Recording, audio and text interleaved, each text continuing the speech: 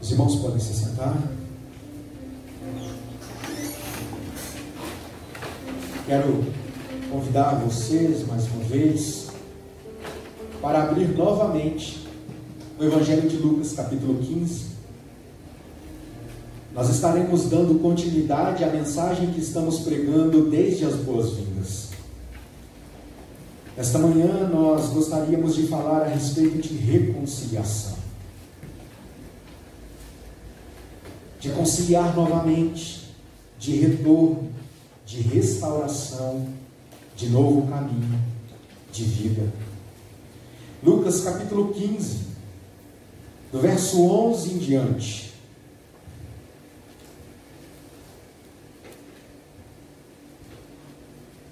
Lucas 15, do 11 ao 32. Diz assim: Continuou: Certo homem tinha 2 filhos. O mais moço deles disse ao pai: Pai, dá-me a parte dos bens que me cabe. E ele lhes repartiu os haveres. Passado não muitos dias, o filho mais moço, ajuntando tudo o que era seu, partiu para uma terra distante e lá dissipou todos os seus bens, vivendo dissolutamente. Depois de ter consumido tudo, sobreveio àquele país uma grande fome e ele começou a passar necessidade.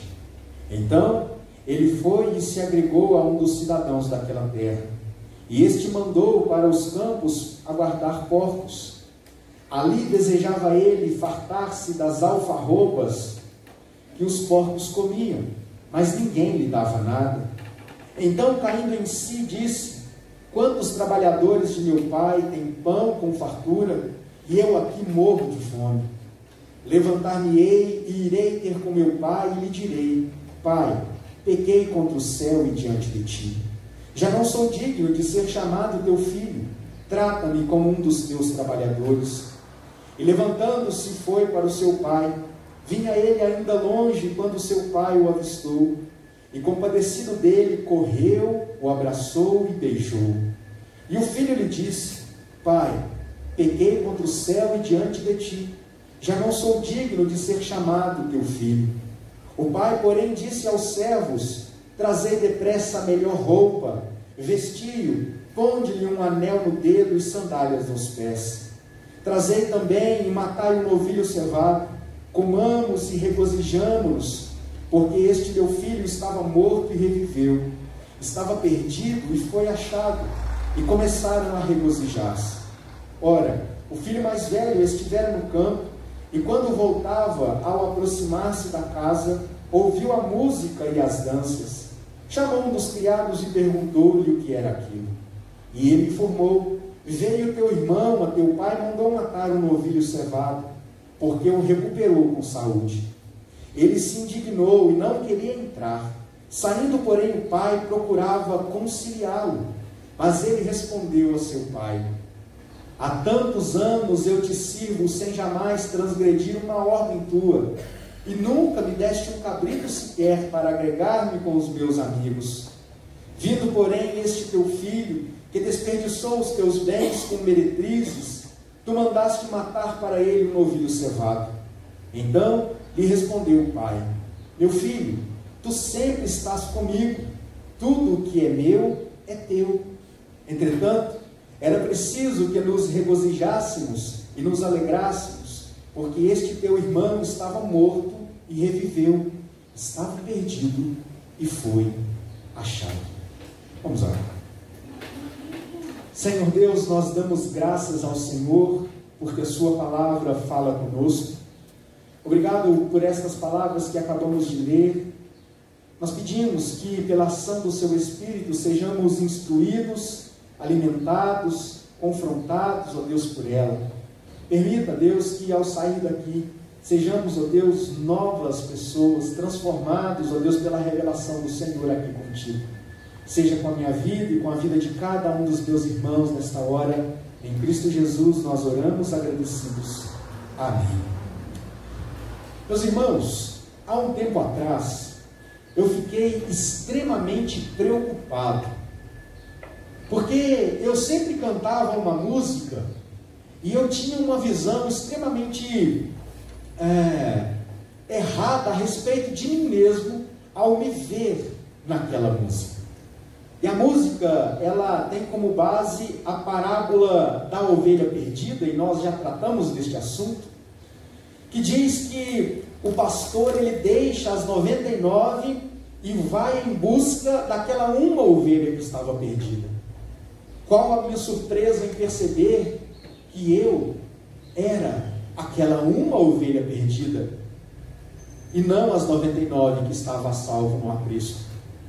Quando nós olhamos para todo o capítulo 15 do Evangelho de Lucas, nós percebemos Jesus propondo algumas parábolas para ensinar uma única lição.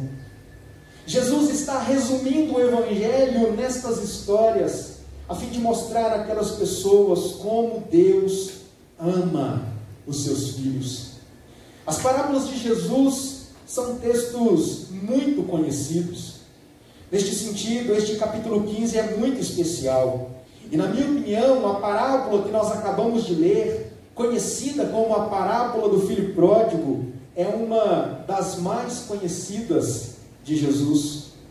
Muito provavelmente você já leu esse texto, ou quem sabe já ouviu uma exposição bíblica, uma pregação, um estudo bíblico, uma reflexão, uma aula de escola dominical, onde a tia conta cada um dos passos da trajetória deste filho pródigo.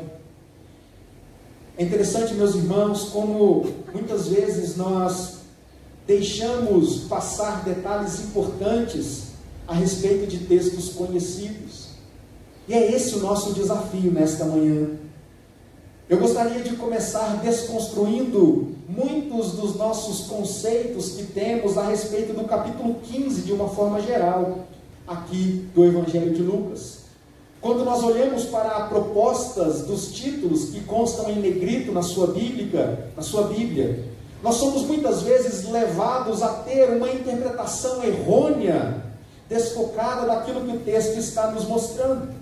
Assim como anteriormente eu disse que dos versos 3 a 7, os versos 3 a 7 não tratam da ovelha perdida, mas do pastor que vai até a ovelha, e o pastor é o centro desta história, bem como na parábola da dracma perdida, a figura central é a mulher que vai atrás daquela dracma. Nessa parábola que nós lemos hoje, o personagem principal não é o filho pródigo. Não se trata da parábola do filho pródigo, mas da parábola do pai que se compadece do pródigo e o aceita de volta. Embora muitas vezes seja assim que nós a conheçamos, é necessário olhar com um pouco mais de profundidade para aquilo que o pai fez em relação a ambos os filhos narrados nesta história. Ditas estas coisas, nós podemos então entrar e falar do texto propriamente dito. Esse capítulo, do começo ao fim, fala a respeito de reconciliação, de trazer de volta aquele que estava perdido. As parábolas contadas por Jesus são aqui representações da maneira como Deus alcança com seu amor e com sua graça aqueles que estão perdidos, concedendo-lhes perdão e recebendo-os novamente. Outro ponto que precisa estar claro diz respeito àqueles que são os espectadores originais destas parábolas. É muito importante nós entendermos o contexto que se deu estas três histórias de Jesus. Nos versos 1 e 2 do capítulo 15, peço que você acompanhe comigo, nós lemos assim: aproximavam-se de Jesus todos os publicanos e pecadores para o ouvir, e murmuravam os fariseus e os escribas, dizendo: este recebe os pecadores e come com eles. Nós podemos perceber que os destinatários dessas parábolas de Jesus, são dois grupos de pessoas, aqui resumidos em publicanos e pecadores. Publicanos eram cobradores de impostos, e pecadores eram as pessoas, todas as pessoas moralmente culpadas na tradição religiosa do seu tempo. Então nós temos de um lado publicanos e pessoas moralmente não aceitas pelos religiosos, e do outro lado, os próprios religiosos, escribas e fariseus. Gostaria que você se atentasse para o fato de que os dois filhos da parábola contada por Jesus são representações desta plateia que nós acabamos de perceber. Os publicanos e pecadores estão aqui representados por aquele filho pródigo, por aquele filho gastão, por aquele filho inconsequente, ao tempo que o filho mais velho, aquele com aparência de certinho, que sempre esteve na casa de seu pai, mas que se rebelou no final desta parábola, é a representação dos religiosos do tempo de Jesus, fariseus e escribas. Neste sentido, é importante destacar que o pai representa o próprio Deus, e como Deus deseja reconciliar consigo mesmo ambos os filhos. Aqueles que estão longe, que são conhecidos e reconhecidos como pecadores, aquelas pessoas que estão afastadas de Deus, que não reconhecem Deus, que se alegram em fazer aquilo que ofende a santidade de Deus. Mas não apenas estes, Deus também deseja reconciliar aqueles que, apesar de estarem próximos, que apesar de frequentarem a casa do Pai, o seu coração nunca esteve com o Pai. Nós temos aqui dois personagens coadjuvantes nessa história, porque, como eu disse, a mensagem contada por Jesus tem no Pai o principal personagem da história. Tudo é sobre Deus, tudo é sobre a obra redentora de Cristo na cruz do Calvário. E, portanto, considerando o Pai como o personagem principal, nós temos aqui o filho pródigo como o primeiro personagem coadjuvante desta história. Esta parábola recebeu o nome de parábola do filho pródigo, porque um destes personagens, o mais novo, esbanjou, gastou de forma inconsequente os bens do seu pai. Assim, neste contexto, pródigo significa esbanjador. Sabe aquela pessoa que gasta sem medir as consequências, que gasta além do que é necessário? Aqui Jesus está falando de um pai que era muito rico e que tinha dois filhos. Um deles, o mais jovem, querendo viver a sua própria vida, tomar as suas próprias decisões, não estar na tutela do seu pai, resolveu um dia afrontá-lo, pedindo a sua herança, enquanto seu pai ainda era vivo, e disse: pai, reparte aí e me dá a parte que me cabe. E é interessante perceber que o pai lhe concedeu isso. E aqui, mais uma vez, nós precisamos nos lembrar que o filho pródigo é uma representação dos pecadores que eram plateia de Jesus quando ele contava esta parábola. Buscando viver a sua vida à sua maneira, aquele jovem, não muitos dias depois, se foi para longe da casa do pai. E estando longe de Deus, se entregou a uma vida devassa de promiscuidade. Depois de se afastar, aquele jovem gastou tudo o que tinha, vivendo as paixões desse mundo, como nós lemos no verso 14. Ele gastou tudo que ele tinha, todos os seus bens, de forma libertina, inconsequente. E um dia, o dinheiro acabou. Um dia, aquele jovem já não podia mais contar com as companhias que estavam à sua volta. Um dia, a felicidade da vida no mundo foi embora. Um dia, a alegria dos prazeres passageiros desse mundo se foi. E tudo que ele sentiu foi fome e miséria. E aqui é interessante perceber como na parábola Jesus associa uma vida dissoluta a uma vida de escassez e fome espiritual. Um dia o dinheiro acabou e veio a fome. E é exatamente assim que o pecado e o afastamento de Deus fazem com as pessoas quando estão longe do Senhor. Elas se enxergam, elas se percebem como pessoas miseráveis, pobres, sozinhas. Com isso, Jesus está ensinando a respeito da transitoriedade dos prazeres deste mundo. Aquele jovem teve sim algum prazer longe da casa do Pai, assim como os pecados em si produzem algum tipo de prazer, algum tipo de alegria no coração para aquele que os pratica. Contudo, eles passam, eles são passageiros, e não durou muito tempo para aquele jovem perceber que ele havia trocado uma vida farta na presença do seu Pai por um breve período que naquele momento chegava ao fim. Os prazeres deste mundo são finitos e cobram um preço muito caro. Meus irmãos, nós precisamos entender que nesta comparação de Jesus, Ele está nos ensinando que viver uma vida longe da casa do Pai significa estar disposto a arcar com as consequências dos nossos maus atos. O preço do pecado é muito caro. Em outro momento a palavra de Deus vai dizer que o salário, a recompensa do pecado é a morte.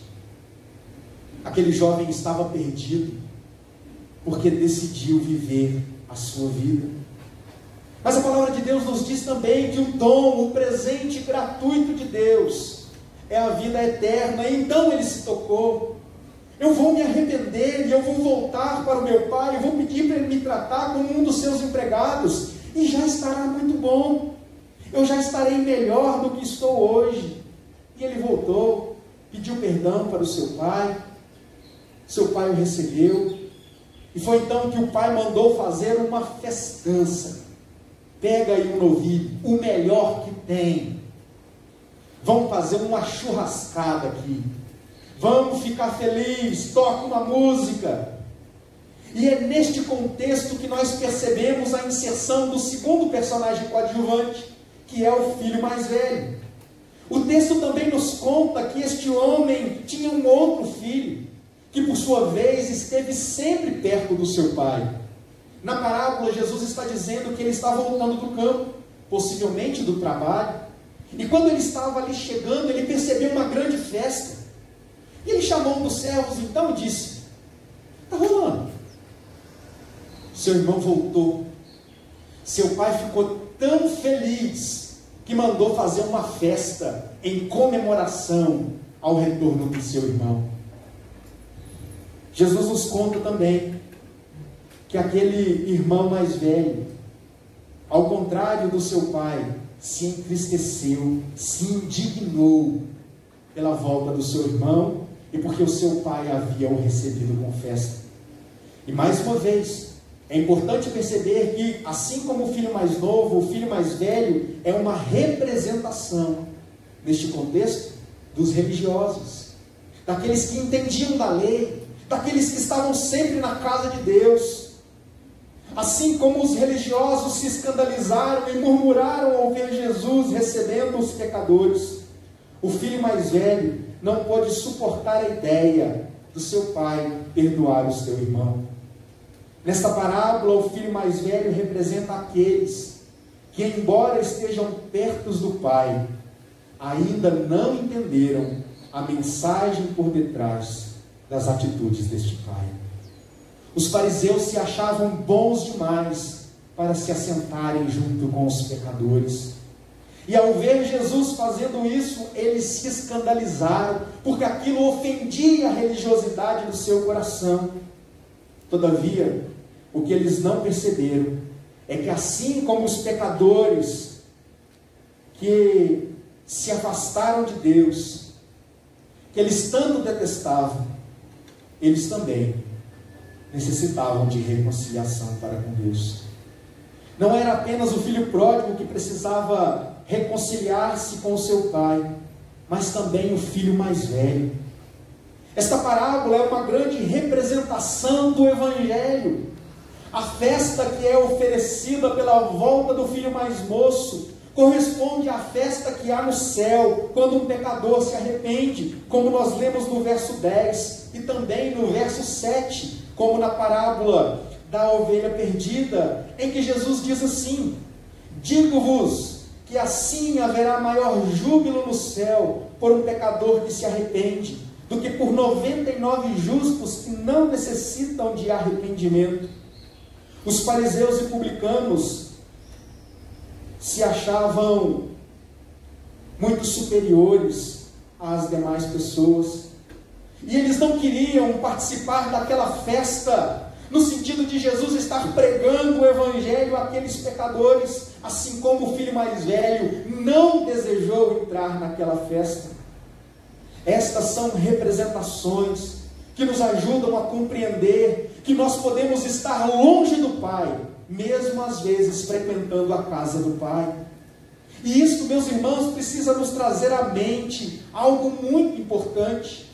Ambos os personagens, o filho mais novo, bem como o filho mais velho, precisavam de reconciliação, mas houve uma diferença sensível entre eles. O mais novo estava arrependido, enquanto o mais velho com o coração endurecido. Meus queridos irmãos, quando nós olhamos para este texto, nós percebemos a dureza do coração dos escribas e fariseus, que não reconheciam que precisavam de uma ação de Jesus, que embora fossem religiosos, eles não perceberam que também precisavam ser reconciliados com Deus. Nós não podemos sair daqui nessa manhã sem pensar a respeito desta realidade. O capítulo 15 do Evangelho de Lucas está nos pregando o Evangelho puro e simples, uma mensagem de reconciliação, que num primeiro momento alcança aquele que está longe, que alcança o filho que é pródigo, e um dia todos nós fomos este filho pródigo, andamos longe dos caminhos de Deus. Mas esta mensagem também tem por objetivo alcançar o filho mais velho, aquele que, embora frequente a casa do Pai, não entendeu ainda a profundidade daquilo que o Pai está vivendo. Quem somos nós nesta história? Por que caminhos nós temos andado?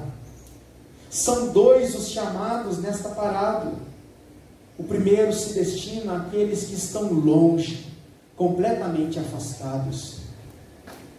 Mas existe ainda um segundo chamado, que destina-se àqueles que estão aparentemente perto.